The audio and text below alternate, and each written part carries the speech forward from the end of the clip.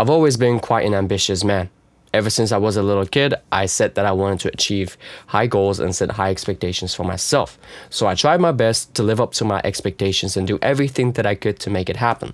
But more often than not, whenever I tried to sit down and do the work, I would be confronted with the fact that I wasn't consistent. I would become distracted, and then one moment, very quickly, I would be doing something else instead of the task that I said that I was going to do. More often than not, that allowed me to fall into this trap of instant gratification, because what would I be doing?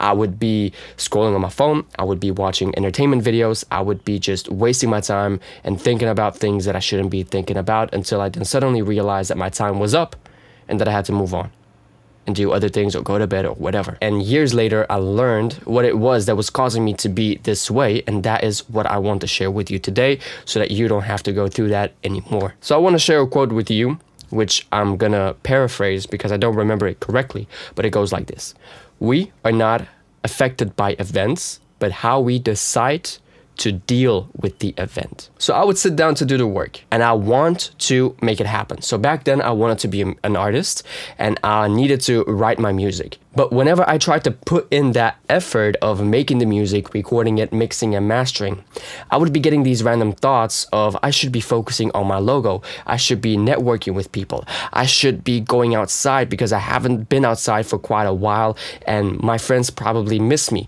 Oh, maybe I should sleep a little bit more because I haven't slept that well last night. And so I'm getting all of these random thoughts, which some of them make sense, but they aren't really the thing that I needed to do in that moment right now. And so I failed to do the task, and at the end of the day, I would feel regret. I would feel bad. And after months of being in that of making a little bit of progress, but not enough and not as much as I want to because I was distracted all the time, that led me to feeling depressed, and I would hate myself. But over time, as the years passed, I learned and I saw that there was a pattern. I started to pick up that whenever I would become distracted and allow myself to become distracted is when I was actually feeling uncomfortable. Uncomfortable to do the task that I was supposed to be doing because it was challenging. And so as it was challenging, my primal thought of fight and flight was coming in, and instead of fighting, I would run away because I would be afraid to do the task. I wouldn't necessarily feel the fear, but the fear manifested itself into my thoughts, into me running away from doing the thing that I was supposed to be doing. So what I had to do in that moment was to learn to sit with my discomfort. Every time that I would feel like an urge to run away, an urge to do something else, I'd have to force myself and tell myself and be brutally aggressive with myself. I don't know if this was healthy, but it has helped me tremendously. I had to tell myself, no, I'm going to do this task. And I would do that a lot of times, up until a point where I now really don't have to be doing that anymore, because it has become a habit that even before it appears, before the thought even manifests, I can feel it already. Even right now in this moment, as I am in discomfort, I'm having these sensations and these feelings of wanting to go do something else, not doing something else, but feeling uncomfortable. But I'm forcing myself to be here and still doing the task that I said that I was going to do. And this kind of fits into the concept of mindfulness meditation. I don't know if you have heard about it or if you have ever done it. So let me explain it very shortly to you. So mindfulness meditation is a practice of sitting down and to focus on one thing and to always anchor yourself to that one thing. So that could be, example, the breath, you breathing in through your belly and you breathing out, just simply focusing on that and that alone. Or it could be maybe the sound of the birds that are outside, the sound of the cars passing by, the sound of your environment. Maybe somebody's cooking in your house.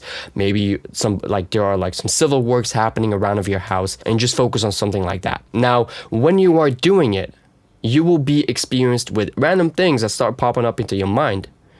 You'll be thinking about work. You'll be thinking about tragedy. You'll be thinking about, I need to get a relationship. You start having all of these random thoughts. And the practice of mindfulness meditation is to bring yourself back to your anchor point, which is your breath, or whatever the hell you decided to use as your anchor point. And every time you notice that you were distracted and you bring yourself back into the moment of the anchor point that you have set for yourself, you have gained one repetition. That means that you are becoming better at it. It's like going to the gym or running a marathon. You can't just start benching 100 kg or run a marathon if you've never ran before. It's something that you build up over time and that you progressively overload to. And the same concept applies to you being consistent in doing the work and not becoming distracted by the thoughts that you are having and the desires that you have that are not helping you in reaching the goal that you want to reach because it's uncomfortable. And so my anchor point when I'm doing any kind of task is to focus on that discomfort and bring myself back to the task that I was supposed to be doing. Because the task is my anchor point. The distraction is the thoughts that come from the discomfort that I feel. And so I disassociate myself from that and simply focus on doing the thing that I said that I was going to do. So with mindfulness meditation and with this, the goal is to not have zero thoughts because that's impossible. The goal is to simply not become distracted by them. And if you are distracted by them, to bring you back to the moment. Because sometimes it happens.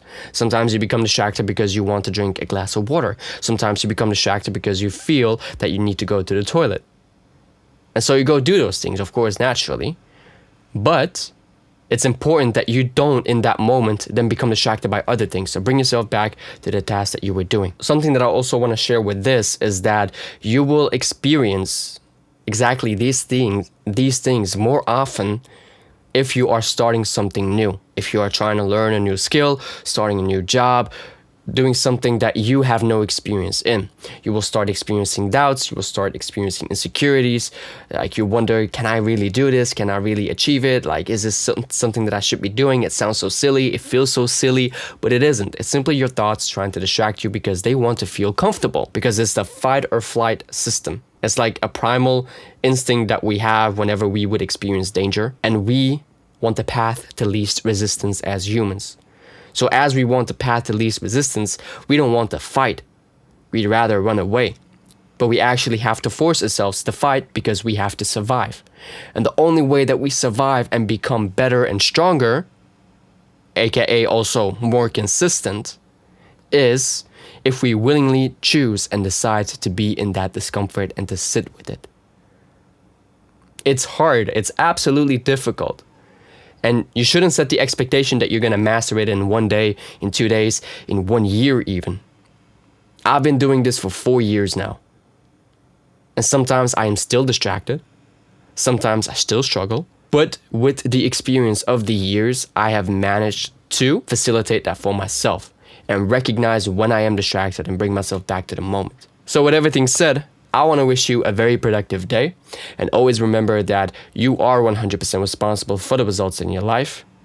Make the hard decision today, which is to sit in discomfort, and I'll see you in the next one. All right? Bye-bye.